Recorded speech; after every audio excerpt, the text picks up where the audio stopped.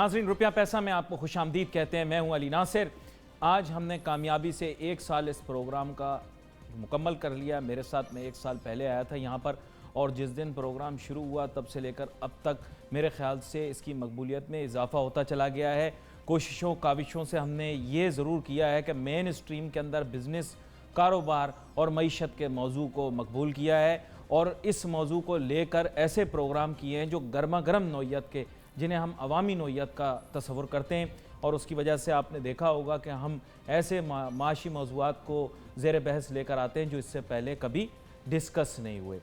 आज हम कोशिश करेंगे कि हम बात करें इस बारे में कि वज़ीर आज़म जो हैं वो चीन तशरीफ़ लेकर गए। वहाँ पर आपने देखा होगा कि फ़ुटबॉल भी पेश किया, पाकिस्तान का सिला वहाँ पर सदर चीन को, और हमने ये भी मनाजिर देखे कि उसके बाद जो है इम्पोर्ट का जो ये एक तरह से एग्ज़िबिशन था, उसमें यह तहिया किया जा रहा था कि चीन जो है मुस्तकबिल में इम्पोर्ट्स पे भी फोकस करेगा, यानी ऐसे ममालिक जो कि तिजारत के ज़रिए अपना पैदावार किया माल चीन को बेचते हैं, उनके मुफादात को सामने रखते हुए यह एग्ज़िबिशन या नुमाइश लगाई गई थी।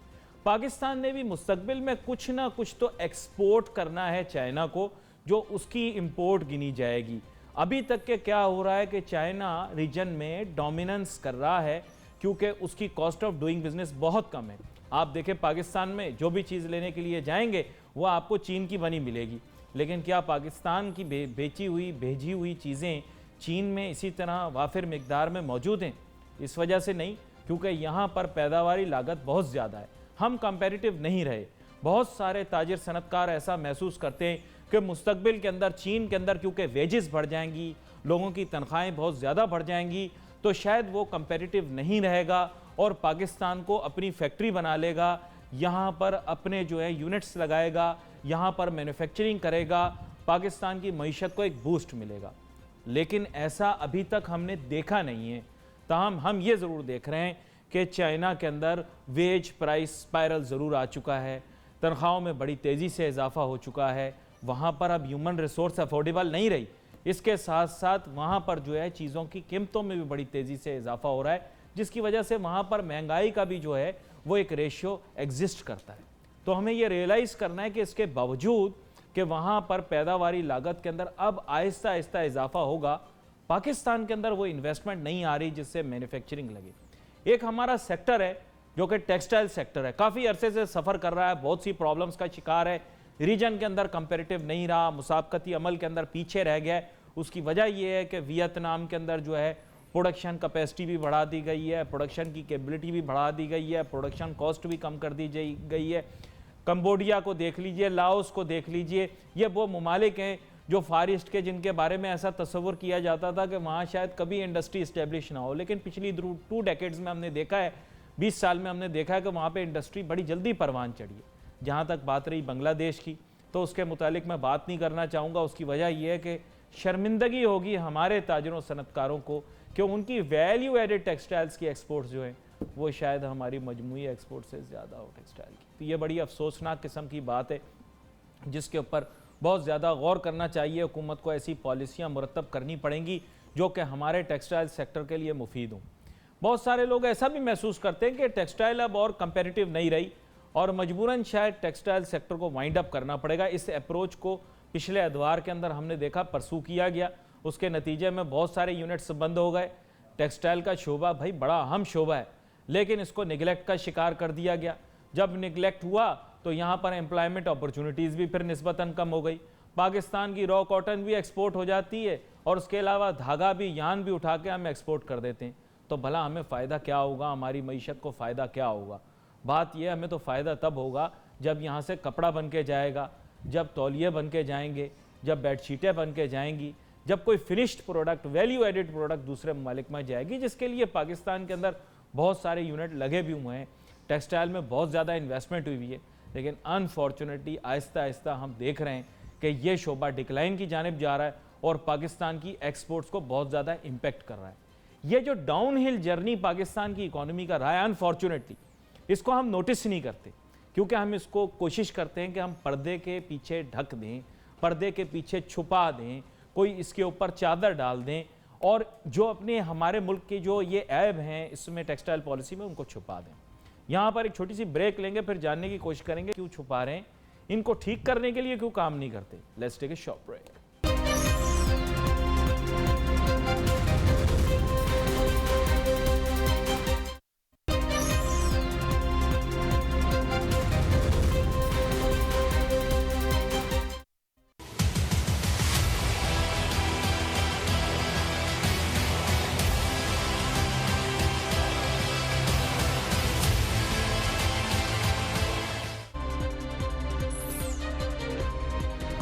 नाज़रीन, रुपया पैसा में आपको ब्रेक के बाद दोबारा से खुशामदीद कहते हैं और ये जानने की कोशिश करते हैं अब कि टेक्सटाइल पॉलिसी जो है अब किस तरह से उसे परसू करना है। वज़ीर आज़म हमारे चीन में हैं, वहाँ पर इम्पोर्ट एग्जीबिशन यानी इम्पोर्ट नुमाइश पर गए हैं और बात यही कर रहे हैं वहाँ जाकर के किसी तरह पाकिस्तान के लिए भी मार्केट ओपन हो। लोगों ने बड़ी बातें की कि जनाब टेक्सटाइल के लिए चाइना एक आइडियल मार्केट होगी मुस्तकबिल में, क्योंकि वहाँ मुसाबकती अमल के तहत महंगाई हो जाएगी वगैरह वगैरह, लेकिन अनफॉर्चुनेटली हमारी इंडस्ट्री रिवाइव नहीं हो सकी। मेरे साथ बहुत ही अहम मेहमान शामिल गुफ्तगू होंगे। जनाब आसिफ इनाम साहब जो कि साबिक चेयरमैन सदर्न रीजन एप्टमा रहे हैं, वेलकम करूँगा सर आपको शो में। Thank you. आसिफ इनाम साहब, अब बुनियादी बात यह है कि लोगों ने बड़ा कहा कि जनाब अब चीन गए हैं, उसके बाद बहुत सारी मराहत वहाँ से लेकर आएंगे वगैरह वगैरह, अंदर की तो बहुत सारी बातें हैं।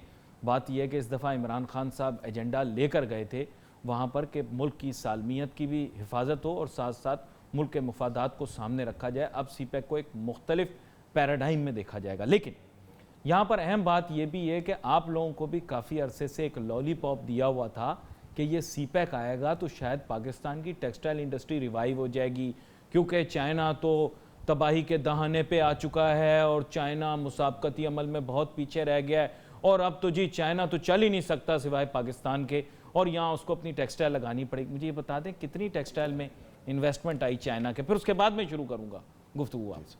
बिस्मिल्लाहिर्रहमानिर्रहीम। चाइना की जो टेक्सटाइल इन्वेस्टमेंट है वो ज़्यादातर वियतनाम, कंबोडिया और अब बर्मा और इवन बांग्लादेश में बहुत गई है। और जहाँ तक मसाफती अमल की आप बात कर रहे हैं तो हमारे स्पेशली पिछले जो 5 साल हैं उसमें मुल्क के जो कॉम्पिटिटिव है उसकी इंडस्ट्री को उसको तबाह करने में कोई कसर नहीं छोड़ी। आपने चलती हुई इंडस्ट्रियों की गैस चीन के गाँव को में बांट दी, यानी 600 रुपये जो इंडस्ट्री गैस दे रही थी वो 110 में गाँव में जाके दे दी और उससे कोई प्रोडक्टिविटी भी नहीं बढ़ी बल्कि उल्टा फैक्ट्रियाँ बंद हो गई। उनको कहा आप महंगी LNG ले लें जो दुनिया से कोई तकरीबन, मैंने डाटा कंपेयर किया है कि इंडिया से और हमारे ही जो अगर आप क्लियरेंस प्राइस देखें तो हमारी 35% महंगी है।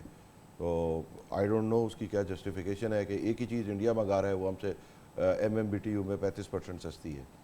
तो ये LNG का मामला तो आपको पता है कि वो साबिक वज़ीर आज़म जनाब शाहिद खाकान अब्बासी के जो है खाते में जाता है तो उनका फिर एहतसाब करना पड़ेगा, तो वो तो अभी तक कुछ हमने देखा नहीं। मैं तो सिर्फ निशानदेही कर सकता हूँ कि जी हमारी इंडिया से महंगी है, अब क्या है सही है गलत है नहीं, वो एक सर्कमस्टेंशियल है, लेकिन आपने डिफरेंस तो बता दिया। मैं तो डिफरेंस बता दिया कि जी 2-3 महीने का डाटा कंपेयर किया था तो वो उसमें 35% हमसे जो है वो चीपर थे।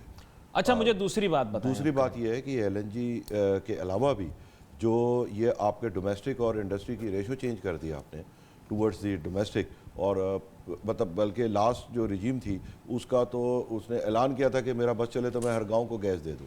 तो यानी आसान लफ्जों में वो कह रहे थे कि मेरा बस चले तो हर सनत को बंद करके गांव चला गैस। पॉपुलर स्टेप था, इलेक्शन आने वाले थे, मजबूरियां हैं। Popular step can not be taken at the cost of the sovereignty of the country के जो आप इंडस्ट्री आप डिलीवर नहीं कर रहे थे, सीधी सी बात है। अब आप कड़वी बात सुनना चाह रहे हैं। आपका मतलब है 22 सेंट का सोलर लेके कोई डिलीवर कर सकता है तो आप कर ले, बाहर से बुला लेते ना। इतना अगर पाकिस्तान इकोनॉमिकल था तो बाहर से किसी ने आके क्यों नहीं इन्वेस्टमेंट किया? भाई गवर्नमेंट तो चाइना ने नहीं किया ना कि हमने टेक्सटाइल सेक्टर के लिए टेक्सटाइल पैकेज भी दे दिया, रीफाइनेंसिंग फाइनेंसिंग फैसिलिटी भी दे दी, मार्केट एक्सेस भी दे दिया। Why they fail to bring up a single dollar into Pakistan as a foreign investment? आपने क्या लाया? कोई इन्वेस्टमेंट ही नहीं है पाकिस्तान में। जितने आपके जो पावर प्रोजेक्ट्स हैं सब गारंटीड बॉन्ड है, वो कोई इन्वेस्टमेंट तो है ही नहीं। जब आप किसी को कहते हैं कि आपको 30% रिटर्न मिलेगी ऑन इक्विटी, तो वो तो बॉन्ड है 30% का, वो कोई इक्विटी तो नहीं है। आपका प्लांट बंद होगा तो हम पैसे देंगे, आपकी बिजली नहीं उठेगी तो हम पैसे देंगे, आपको कोई तकलीफ होगी तो हम पैसे देंगे। जब सब कुछ ही गवर्नमेंट ने करना है तो उसके बाद भी 30% देंगे। तो उसी में है जो भी आए इन्वेस्टमेंट, बाकी तो और वो सारी कॉस्ट है हम उनको दे देंगे जो मतलब मुल्क में इंडस्ट्री चला रहे अभी हैं। आपने मुझे जो प्रॉब्लम बताई, मुझे फिर महवर, ये तो अब सर महवर हम थोड़ा 2 सा, साल से बताते रहे, कोई आज नहीं तो नहीं बताया। नहीं महवर अब ये है कि basically your energy costs are very high. If I look at the gas component, मुझे क्लियर कट बताएं इसका बेसिकली आपकी इंडस्ट्रियल यूनिट की प्रोडक्शन पे कितना इम्पैक्ट आता है ये एनर्जी का? तकरीबन हमारी जो कन्वर्जन कॉस्ट है उसका 30 to 50% जो है वो एनर्जी हो जाता है। इतनी एनर्जी इंटेंसिव हो गई टेक्सटाइल? हमेशा से स्पिनिंग में, ये डाइंग फिनिशिंग में भी यही है। तो एनर्जी इस वजह से चाहिए होती है, हर चीज़ एनर्जी पे ही चलती है। इससे पहले आप अगर पुराने भी मिल देखें तो मेगावाट्स के हिसाब से कंजम्पशन होती है, कोई छोटी तो नहीं है। वीविंग भी रिलेटिवली थोड़ी कम होती थी एनर्जी कंजम्पशन, वो भी जब हाई प्रोडक्शन लूम्स आ गई हैं उसमें भी ठीक ठाक कंपोनेंट बन गया। तो अब यानी महवर प्रॉब्लम का central issue energy cost, am I correct? जी 2 साल से देखिए, उसमें हम प्रेजेंट गवर्नमेंट को जो है वो ये क्रेडिट देते हैं कि उसने प्रायोरिटी सेट्स की हैं। एक्सपोर्ट सेक्टर को अलग किया है, जो हम पिछलों से 4 साल उन्होंने एग्री करके नहीं किया था वो उन्होंने किया है, और वो करने के बाद जो है वो उन्होंने टेक्सटाइल को बेहतर किया। आवाम के लिए गैस महंगी कर दी, आप लोगों के लिए सस्ती कर दी? नहीं, हमारे लिए कोई सस्ती नहीं की, सिर्फ महंगी नहीं की। और दूसरे उसूलन तो एक प्राइस होनी चाहिए। बांग्लादेश में उल्टा है, इंडस्ट्री 400 रुपये की गैस लेती है और आवाम को वो 600 रुपये की देते हैं, क्योंकि आवाम के पास रोज़गार होगा तो वो 600 भी दे सकती है, आवाम के पास रोज़गार नहीं होगा तो वो 100 भी नहीं दे सकती। आई थिंक तो अभी क्या रेशियो है? अभी तो जो रफ रेशियो बता दें, बॉल पार्क। अभी तो आप समझें कि 1:8 रिवर्स है। आप लोएस्ट टैरिफ डोमेस्टिक का ले लें और हाईएस्ट टैरिफ जो इंडस्ट्री का ले लें तो वो तो स्मॉल कंज्यूमर्स को आप ले रहे हैं ना, स्मॉल कंज्यूमर तो बहुत स्मॉल छोटा है। नहीं, दे आर एक्चुअली मेजर ना। आप वॉल्यूम्स के हिसाब से देखें तो वो स्मॉल इनटू 1 करोड़ हो गए तो उसका वॉल्यूम बहुत बन जाता है। तो आप ये कह रहे हैं कि लार्ज इंडस्ट्रीज को कंपेटिटिव करने के लिए गैस के टैरिफ को मैं कुछ रिव्यू ना करें या छेड़ें? नहीं, मैं ये नहीं कह रहा। जो प्रेजेंट गवर्नमेंट ने एड्रेस किया बिल्कुल ठीक, वो सही किया है, वो सही किया है। जो एलएनजी नेगोशिएट हुई है वो गड़बड़ है। नहीं, मैं तो ये कह रहा हूँ कि जो हमारी एलएनजी नेगोशिएट हुई है वो कंपैरेटिवली जब हम डाटा कंपेयर करते हैं इंडिया से तो हमें 35% महंगी लगी।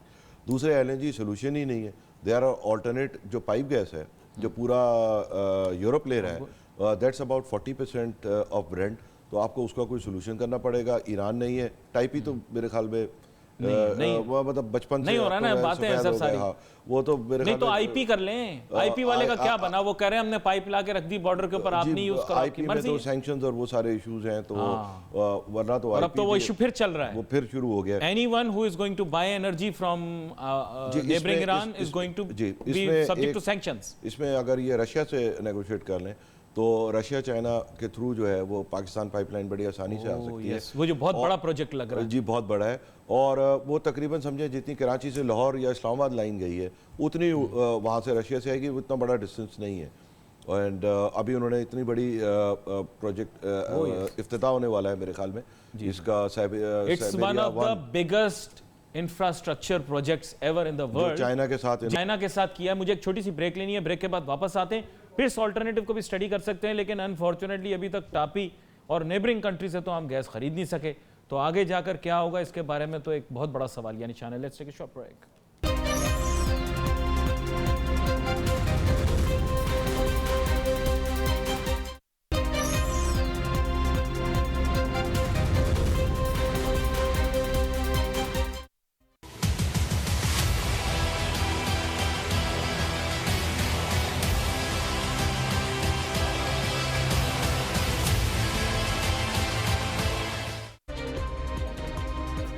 नाज़रीन welcome back after the break. गुफ्तगू हमारी जारी है। ब्रेक पे जाने से पहले हम गुफ्तगू कर रहे थे कि टेक्सटाइल सेक्टर क्यों कंपेरेटिव नहीं है पाकिस्तान में।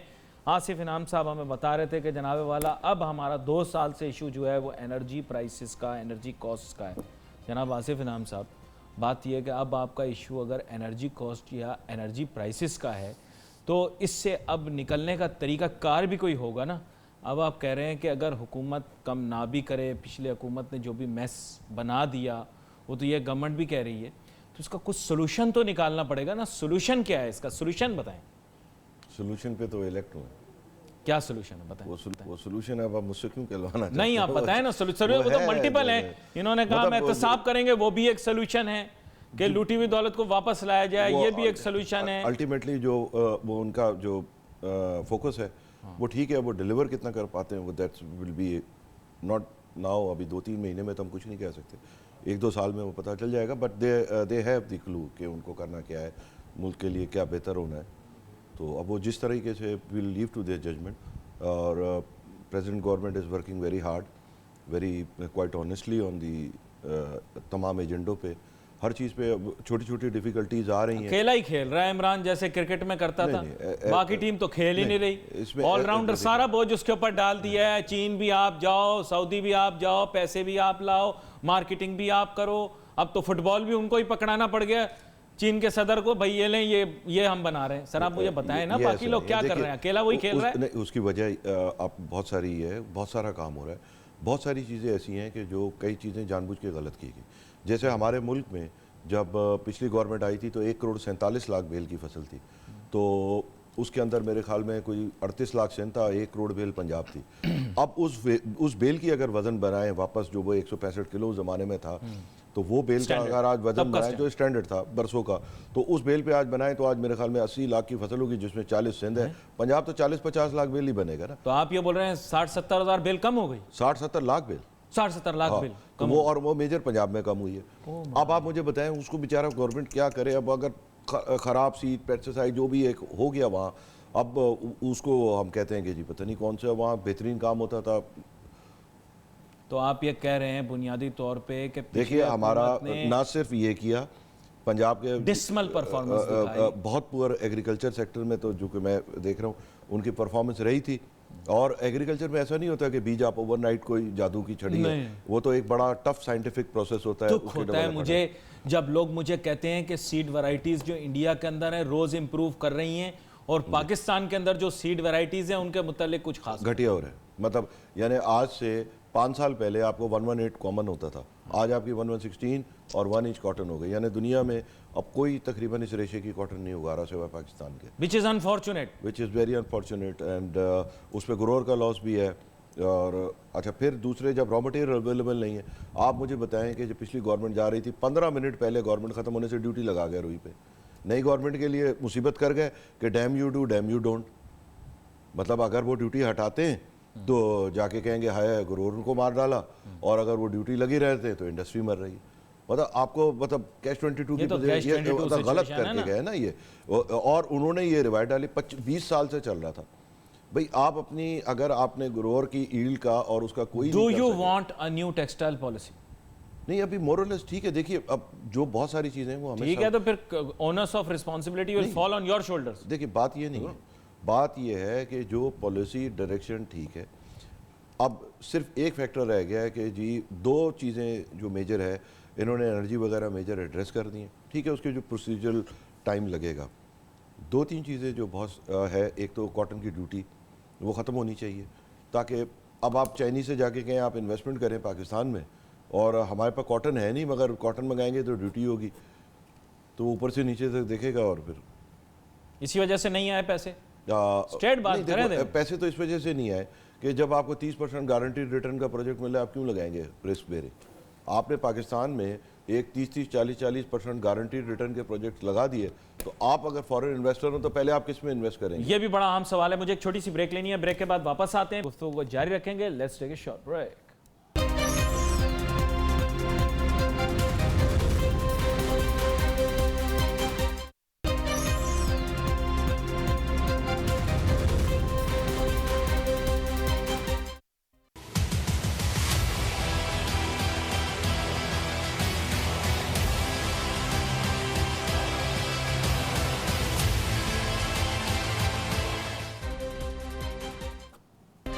नाज़रीन वेलकम बैक आफ्टर ब्रेक। गुफ्तगू हमारी जारी है। आसिफ इनाम साहब, अब पाकिस्तान की इकॉनमी के मुतालिक थोड़ी सी बात करूँगा। आप एडमेंट हैं, कह रहे हैं कि नहीं जी सही जा रहे हैं।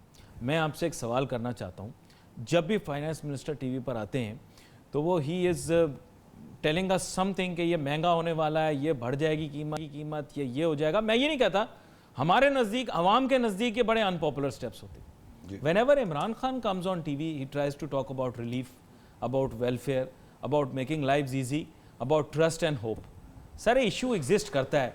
हमने अपने लिए कोई एडमिनिस्ट्रेटर्स चूज़ नहीं किए। अब फाइनेंस का मिनिस्टर जो है उसको भी अपने आप को चेंज करना पड़ेगा, अपनी अप्रोच को थोड़ा सा चेंज करना पड़ेगा अवाम के हिसाब से।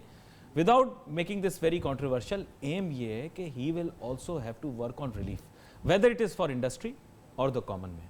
इसको जरा थोड़ा सा हमें अंडरस्टैंड करना है। मैं आपको ही मस्ट बी वॉचिंग, हो सकता है वो देख रहे हो। जी मैं आपको बताता हूँ, जो आपने स्ट्रेट लाइन पॉलिसी करके 8 सेंट में इतने बड़े बड़े कोल प्लांट लगा दिए, अभी टेंडर हुआ है जामशोरों का कम्पिटिटिव, वो 5.25 का हुआ है। तो मुझे बताएं 5.25 और 8 का 30 साल डिफरेंस कौन पे करेगा? कौन करेगा, ये तो सवाल है बड़ा। आप यू हैव टू पे, वी हैव टू पे एज अ नेशन, किसी और ने थोड़ी देना। तो do the accountability, who did that agreement? भाई ये तो सर देखें, that was on number 1 agenda. हम सवाल पूछेंगे, हम एहतसाब करेंगे, हम लूटी हुई दौलत वापस लेकर आएंगे। It take time. मतलब अब आप मुझे बताएं कि जी 8 का है, आपने 1 टैरिफ पॉलिसी निकाल के लगा दी है। तो ब्लेटेंटली कुछ गड़बड़ हुई होगी, ये नहीं है। देखें इशारतन तो आप यही होगा ना बात। अब वो है, मतलब देर इज 5.25 की एक चीज लग रही है, वो आपने 8 में लगा दी। ट्रांसपेरेंसी का इशू होगा, कोई ना कोई इशू तो होगा। आपने मतलब जो चीज इंडिया ने 4 सेंट में लगाई है वो आपकी 18-22 सेंट की लग गई, वो भी है। अच्छा, कोई एक चीज़ भी सही लगी हो, आपकी विंड जो है वो आपका इंडिया से 3 गुना महंगा, आपका कोल वो आपका महंगा, आपकी LNG वो इंडिया से महंगी, तो आपने अपनी मतलब उसमें चाइना या किसी और का तो कसूर नहीं है, आपने अपने आपको उसको सीपैक का क्या ताल्लुक है उससे? अवाम की जो ब्रेन वॉशिंग की गई उसके लिए कौन कसूरवार है? जो गलत ब्रेन वॉशिंग की गई वो इंटेलेक्चुअल करप्शन के जुमरे में आता है सर। आपको उन लोगों को भी फिर पूछना पड़ेगा जिन लोगों ने गलत बयानियां की और ऐसा तासुर दिया कि मईशत ठीक है। जी बिल्कुल, आपसे गुफ्तगू करते रहे, आप तो बताते रहे मईशत में गड़बड़ है, खराबी है। मैं आपको बता रहा था, लेकिन बहुत सारे मईशतदान है, उन्होंने कहा पाकिस्तान की मईशत बिल्कुल ठीक जा रही है। 8 सेंट का प्लांट जो है वो चालू हुआ कोयले का सिर्फ 6 महीने पहले या 8 महीने पहले, तो बिल तो इसी हुकूमत में आएगा। और मैंने आपको ये भी बताया था कि 30 से 40 बिलियन डॉलर की तो अनफंडेड लाइबिलिटीज़ हैं जो इस 90 बिलियन के अलावा हैं, जो अब ये 8 सेंट आपको 30 साल पे करना है, तो इसकी आप लाइबिलिटी बना लें कितनी है। अब वो आप 8 सेंट की बिजली किसको बेचेंगे, क्या बेच सकेंगे या नहीं बेच सकेंगे, उसका तो आपका क्लोज एंड ट्रांसफर तो हम पे ही होके आएगी ना, एंड यूजर ही उसको बेयर करेगा, आप बेयर करेंगे, हम बेयर करेंगे। जो बेयर, देखिए जो फर्ज करें जो बेयर नहीं करेगा वो मर जाएगा, तो बाकी पे लोड आ जाएगा। ये इतनी बड़ी इंडस्ट्री बंद हुई है, आपकी 40-50% इंडस्ट्री बंद हो गई, तो अब जो बाकी इंडस्ट्री है उसके ऊपर मजीद ऑटोमेटिक एक निज़ाम है ना कि जो मरता जाए तो दूसरे पे और लोड बढ़ा दो, तो वो और तेज़ी से मर जाएगा, किसी का सर्वाइवल ही नहीं पहुँच। ये तो हम कब से कह रहे थे कि ये इतने महंगे एनर्जी के प्रोजेक्ट्स लग रहे हैं, इन्होंने अल्टीमेटली जो है खा जाना है मुल्क को। वजीर बनाएंगे टेक्सटाइल का ये लोग, या ज़रूरत भी है? नहीं, मेरे ख्याल में बिल्कुल ठीक है, अपना कॉमर्स और टेक्सटाइल मोर और लेस रिलेटेड है। There's not a compulsion to have a textile ministry. I think so, और कोई फ़ायदा भी नहीं हुआ। अगर आप देखें कि टेक्सटाइल मिनिस्ट्री जब बनी थी, that was the peak of textile. वो साल जो है वो आपकी हाईएस्ट मतलब जो डॉलर टर्म में आपकी सबसे ज़्यादा एक्सपोर्ट वो थी। मिनिस्ट्री ऑफ टेक्सटाइल बनने के बाद कभी एक्सपोर्ट बढ़ी नहीं उस दिन से जिस दिन। तो इशारे से आपने बड़ी गहरी बात कर दी। मेरे पास आज प्रोग्राम में वक्त महदूद है, लेकिन बात आपने बड़ी पते की है कि जिस चौराहे पर एक पुलिस वाला खड़ा हो जाता है वहीं ट्रैफिक ख़राब हो जाती है, और ये कह रहे हैं कि जहां हमने वज़ीर लगाया वहीं पे आगे एक्सपोर्ट डिक्लाइन हो गई। अब अखज़ तो ये किया जा सकता है। We wait for your messages on Facebook. यहाँ पे अली नासिर हमारी टीम को इजाज़त दीजिए। अल्लाह हाफ़िज़।